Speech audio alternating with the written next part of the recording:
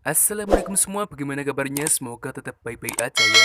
Oke, pada video ini gue masih melanjutkan Donghua Duniyoroh dan udah nyampe part 16. Sedikit kembali ke part sebelumnya. Saat itu, Tangsan bersama Xiao masuk ke kelas. Hari itu menjadi hari pertamanya Tangsan masuk mengikuti pelajaran, karena sebelumnya ia menghabiskan waktu setengah tahunnya di Taman Bunga milik Dokubo, alias Fenghu dulu. Di kelas ini terdapat seorang murid berbadan kekar bernama Tailong, yang nampaknya ia menyukai Xiao. Ia tak mengizinkan Tangsan duduk bersebelahan dengan Xiao. Xiao pun merasa jengkel dengan ulah Tailong yang kerap kali mengganggunya.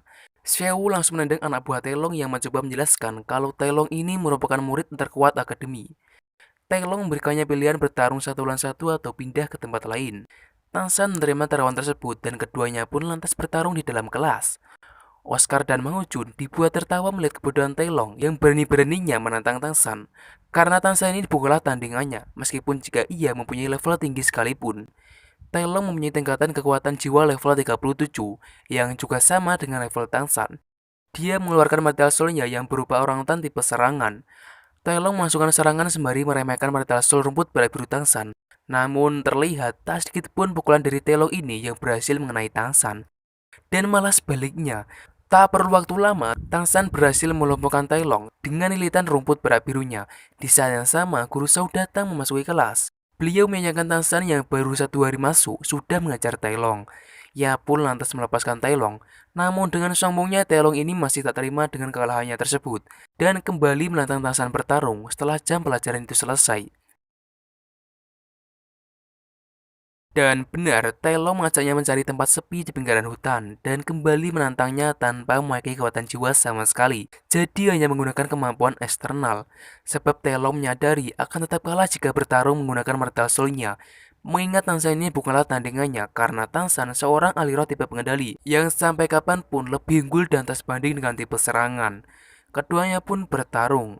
Meskipun keduanya tak memakai Martial Soul alias hanya menggunakan kemampuan eksternal, namun sampai saat ini Tangsan tetaplah lebih unggul dari Tenglong.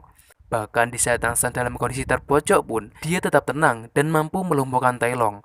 Tapi Tailong ini yang keras kepala tetap tidak terima dengan kekalahannya. Sehingga dengan terpaksa Tangsan pun tetap meladeninya. Namun lagi-lagi, tak sedikit pun dari serangannya itu yang mengenai Tangsan. Dan Tangsan terus memukulnya dengan Tailong yang tak pernah menyerah meskipun harus babak belur menghadapi Tangsan. Sehingga untuk mengakhiri pertarungan itu, Tangsan pun terpaksa melumpuhkan sendinya lalu pergi meninggalkannya sendirian.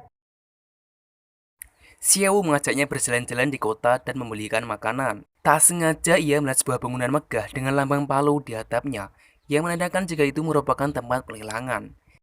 Xiao mengajaknya untuk mengunjungi tempat tersebut, tapi sebelum itu mereka berdua memutuskan membeli makanan terlebih dahulu. Di sini Xiao sangat mempedulikan Tangsan dengan memberikannya makanan-makanan sehat. Tangsan pun terbawa perasaan dan berjanji apapun yang terjadi, ia akan selalu di sisi melindunginya dan selalu menjadikannya seorang yang paling ia cintai. Setelah itu mereka mengunjungi tempat pelelangan yang nampak dengan penjagaan yang super ketat dan tak sembarangan orang yang bisa masukinya. Lantaran tidak punya sertifikat, mereka pun tak diizinkan masuk. Sehingga sedikit terpaksa Tangsan memilih jalan lain dengan melelang senjata hasil inovasinya itu untuk hilang di tempat tersebut. Alhasil mereka pun diizinkan masuk dan dibawa menemui seorang penilai barang lelang. Dia langsung terkejut setelah mengetahui senjata unik dengan pekerjaan yang sangat detail dan mengandung racun mematikan. Lalu, ia meminta Tangsan untuk memperlihatkan cara kerjanya. Tak dapat diremehkan meskipun mempunyai ukuran kecil, namun senjata tersebut mempunyai kekuatan super besar, sehingga ia meminta objek yang kuat untuk mengujinya. Dia mengeluarkan plat logam, namun Tangsan menganggap plat itu tak akan kuat menahan peluru dari senjatanya itu. Si penilai sedikit mengelak, ia yakin jika plat logamnya itu sangatlah kuat dan takkan pernah rusak. Dan ternyata benar, peluru dari senjata tersebut mampu menembus plat logam sampai menancap di dinding belakangnya. Dia sangat kagum dengan kemampuan senjata tersebut dan langsung menerima senjata itu untuk dilelang dengan harga mulai dari 1.000 koin emas. Mereka masuki ruang lelang dengan topeng sebagai penutup identitas. Mereka berdiri di samping seorang dari klan Menara Tujuh Harta. Tak lain dan tak bukan dia adalah ayah dari Ning Rorong. Namun mereka berdua belum mengetahuinya. Dan di saat petugas lelang membuka sebuah barang yang terbilang sangat mahal, semua pun terkejut melihatnya. Sebuah barang lelang yang ternyata seekor manusia kucing.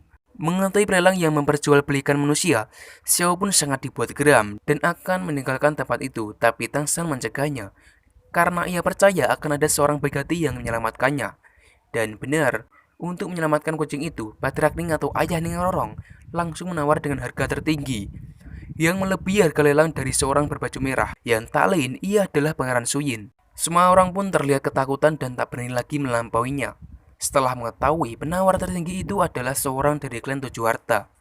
Dan terlihat ternyata Xiao ini juga mempunyai kemampuan berkomunikasi dengan manusia kucing tersebut. Kemudian petugas lelang mengeluarkan barang selanjutnya, sebuah senjata rahasia buatan Tang San. Patrakning langsung tertarik dan menawar dengan harga yang sangat tinggi, bahkan jauh melampaui dari harga awal. Tang San pun memberikan bonus senjata untuknya. Patrakning terkejut melihat senjata itu yang tertuliskan nama Sekte Tang, sebab ia tak pernah mendengar sekte yang bernama Tang, karena kini Sekte Tang hanya beranggotakan Tang San seorang. Patrakning menawari kerjasama dengannya untuk membuatkan senjata seperti itu dengan jumlah yang lebih besar, dan ia meminta Tang San mengunjungi sektenya itu jika ia menyetujui tawaran tersebut. Dan di tempat lain, tak diduga ya Taelong datang ke akademi mencari Tang San. Ia tak terima Taelong dipukuli olehnya. Taelong memohon ke ayahnya itu untuk tidak campur dengan urusan tersebut, karena hal itu akan membuatnya malu dengan murid lainnya. Namun ayahnya sangatlah protektif dan sangat marah besar mengetahui anaknya itu kalah bertarung dengan Tang San. Tepat di saat Tang San tiba di akademi, ayah Taelong langsung mengajaknya bertarung. Keduanya tak memakai kekuatan jiwa dan di sini Tang San mencoba melumpuhkannya dengan jurus pemisah saraf. Namun tubuh ayah Taelong ini sangatlah kuat, sampai-sampai ia terlepas ketika menahan pukulannya. Tang San mulai serius dengan memakai martel rumputnya. Namun itu tak ada apa-apanya bagi ayah Taelong, karena ia telah mencapai level Raja Roh dan memakai kemampuannya. Kemudian ayah Taelong memakai kemampuan ketiganya dan kekuatannya langsung berlipat ganda dari sebelumnya. Dan itu belum cukup karena Tang San masih mampu menghindarinya. Sehingga ia mengeluarkan kemampuan keempatnya dan memukul Tang San dengan kekuatan penuh sampai mengakibatkan lantai akademi itu porak-poranda dan membentuk lubang yang sangat besar. Tang San masih mampu menghindar dan ia mendarat dengan memakai rumputnya sebagai parasut. Lalu ia menembakkan senjata tersembunyi. Ayah Taelong ini sangatlah kuat, dia mampu menahan tembakan tersebut. Setelah itu Tang San tiba-tiba menghilang dan secara mengejutkan Tang San menusukkan racunnya dari belakang. Seketika itu racun Tang San menginfeksi dengan cepat dan mengakibatkan ayah Taelong langsung lemas tak berdaya. Taelong pun langsung murka melihat ayahnya itu tersakiti. Tanpa pikir panjang ia langsung menyerang Tang San dan Tang San pun memperingatinya supaya ia menghentikan pertarungan tersebut karena ayahnya tak akan selamat jika Tang San tak segera membantunya. Tang San pun menyerap kembali semua racunnya sehingga Tuani pun kembali tersadar. Namun ia masih dalam kondisi lemas dan ia akan sembuh kembali setelah tidak memakai kekuatan jiwanya sama sekali selama 3 hari. Tang San menuju kamarnya untuk meminta sosis pemulihan dari Oscar. Akan tetapi Tang San tak menemuinya dan tiba-tiba ia merasakan sakit pada tubuhnya yang menandakan kalau dirinya itu sedikit cedera dan segera harus bermeditasi. Sementara itu Taelong berjalan pulang dengan ayahnya. Dia dibuat kesal dengan kebodohan Taelong yang telah berani membuat masalah dengan seorang bocah yang ayahnya pun seorang Raja Roh tak mampu mengalahkannya. Melihat kemampuan Tang San, mereka sedikit berspekulasi dan mengira jika Tang San ini berasal dari 7 klan besar. Dan sampai saat ini belum dijelaskan klan apa saja yang termasuk dalam klan besar tersebut. Akan tetapi, seperti yang ia ketahui, tak ada satupun klan yang menjadikan rumput perak biru sebagai senjata spiritual utama seperti Tang San. Sehingga itu sedikit membuatnya heran dan berniat menanyakan hal itu kepada sang kakek. Taelong sangat takut jika kakeknya itu mengetahui itu semua. Bisa-bisa beliau langsung marah besar. Dan ditambah lagi jika ia mendatangi akademi seperti yang ayahnya lakukan. Dan di klan Tujuh Harta, Ning Rorong menunggu kepulangan ayahnya. Ia pulang untuk memperlihatkan peningkatan dirinya dan meminta sebuah hadiah. Dan ini kakek tulang, salah seorang dulu dari klan Tujuh Harta. Tak berselang lama, kakek pedang dengan Patrakning tiba. Dengan sangat manjanya, Ning Rorong mengungkapkan kerinduannya kepada kakek pedang. Terlihat kakek pedang dengan kakek tulang ini merupakan rival berat yang tak pernah akur. Keduanya selalu berlomba-lomba memperlihatkan kebaikannya masing-masing. Namun dengan sabarnya, Patrakning ini selalu mendamaikan keduanya. Lalu Patrakning menanyakan perkembangan dari putrinya setelah setahun belajar di Akademi Shrek.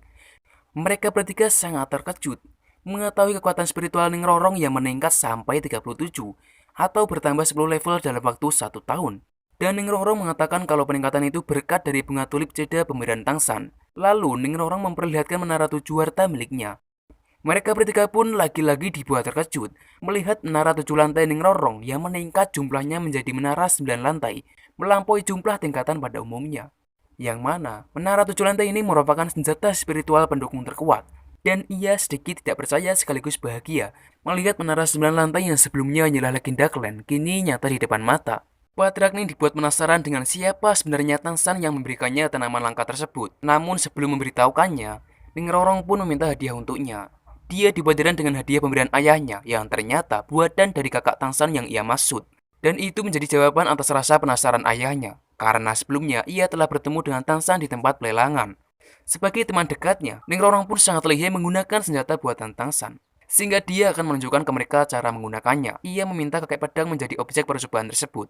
Dan meskipun sebenarnya keduanya seorang dulu, namun keduanya masih bersikap kekanak-kanakan dengan bertengkar dan saling menyaingi.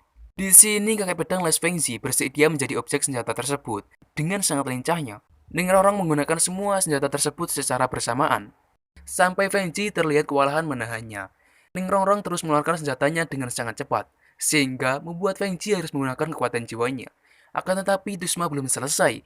Dengan cerobohnya, Ning Rorong menggunakan jarum menusuk tulang dan mengakibatkan Fengzi kewalahan sampai keracunan. Ning Rorong pun langsung menangis memohon maaf atas kecerobohannya itu. Fengzi masih terlalu muda untuk mengatasinya, namun ia sangat mengagumi kehebatan dari senjata tersebut dan meminta mereka untuk segera mengundang Tangsan ke klan Tujuh Harta. Kembali ke Tangsan, terlihat dia sudah pulih kembali dan semua murid sangat mengaguminya setelah ia berhasil mengalahkan ayah Telong yang seorang raja spiritual. Dan tiba-tiba salah satu siswa memberitahukannya kedatangan Tailong, ayahnya sekaligus kakeknya. Namun saat itu, semua guru sedang tidak berada di akademi, dan hanya menyisakan guru Zauji. Ia pun minta Xiaowu untuk memanggilkan guru Zauji, sementara ia memberanikan diri untuk menemuinya, dan membawa sosis besar untuk berjaga-jaga. Dan benar, tak hanya ayahnya, kini kakaknya pun turun tangan menemui Tangsan. Dia adalah Patriark Titan dari klan kekuatan.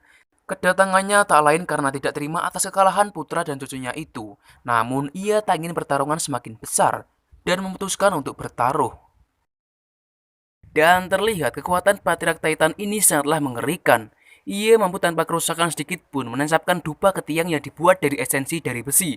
Dalam taruhan itu, Patriark Titan tidak akan menyerang, juga tidak akan menggunakan senjata spiritualnya, melainkan hanya akan menekan Tangsan dengan kekuatan spiritualnya sampai dupa itu habis. Jika Tangsan mampu bertahan sampai dupa itu habis, maka ia akan memaksa putra dengan cucunya itu berlutut meminta maaf. Namun sebaliknya, jika Tangsan tak berhasil, ia harus bergabung dengan kliennya. Oscar pun tak terima dan menganggap taruhan itu tidaklah adil. Ia meminta jika Tangsan mampu bertahan, maka mereka juga harus bergabung dengan keluarga Tangsan. Patriark Titan terlihat heran mengetahui Tangsan yang berasal dari klan Tang, karena sebelumnya ia tak pernah mendengar nama Sekte Tang. Jadi sampai saat ini Tangsan belum mengetahui asal-usul dari keluarganya sendiri dan menganggap kalau keluarganya itu mempunyai nama Sekte Tang. Dan taruhan pun dimulai. Nampaknya Patriark Titan ini bukanlah seorang ahli spiritual biasa. Kekuatan spiritual yang dikeluarkannya sangatlah dahsyat, melebihi tekanan yang pernah dirasakan Tangsan dari dulu Akademi Kekaisaran dan membuktikan jikalau ia adalah seorang dolu terkuat. Kemudian Patriark Titan melanjutkannya dengan kekuatan jiwa orangutan yang terlihat sangatlah mengerikan. Nampak Tangsan kesulitan menahan tekanan itu sampai ia akan mengeluarkan martel palunya. Namun di saat itu ia mengingat pesan dari ayahnya untuk tidak memperlihatkannya ke orang lain. Dan guru Zauji datang terlambat untuk menghentikan itu semua.